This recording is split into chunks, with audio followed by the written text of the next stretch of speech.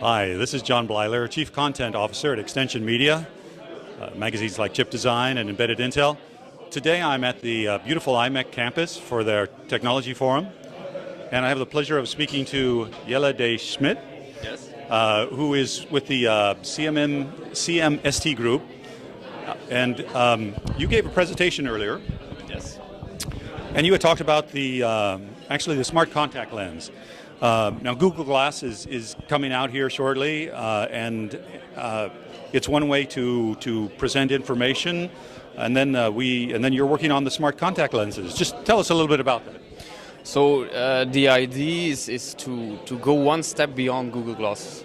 So Google Glass is a really interesting new device, and the basic idea is to present information on a new kind of format, so by integrating into your spectacle frames.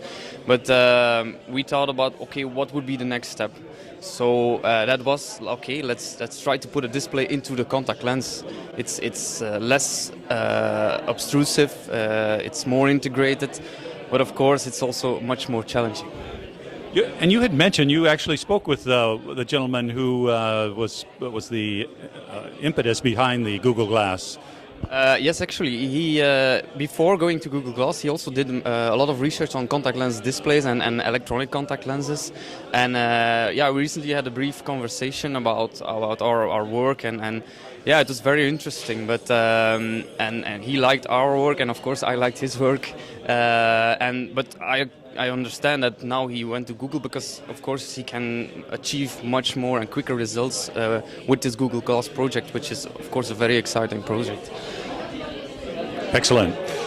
Now, in your presentation, I mean, there's a lot of challenges that you face. I mean, one of them is this is the amount of functionality, the amount of components that you have to put on the lens. Yes.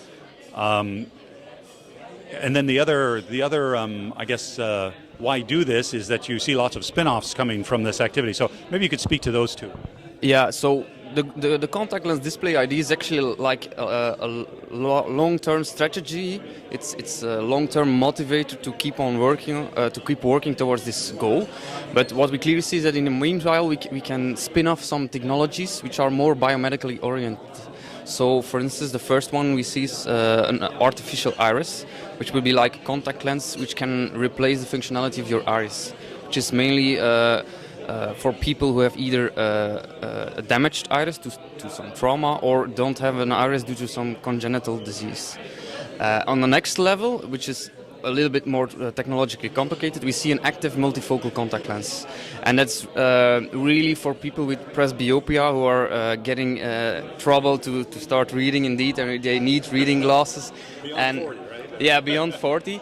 And the problem right now is you do have these multifocal contact lenses. You have multifocal glasses, but actually these are passive optical solutions for a defective optical component.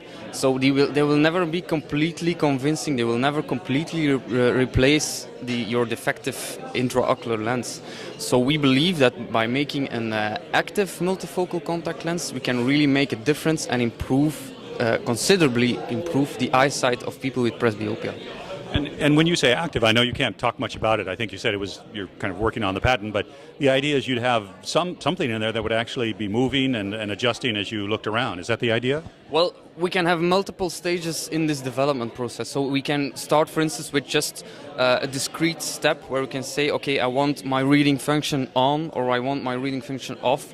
Or on a next level, we can make an automatic decision process where the lens itself decides, okay, this is the focal distance I want to aim at. But of course, this is again, we need more technology. It will be more complicated. We need more time and development.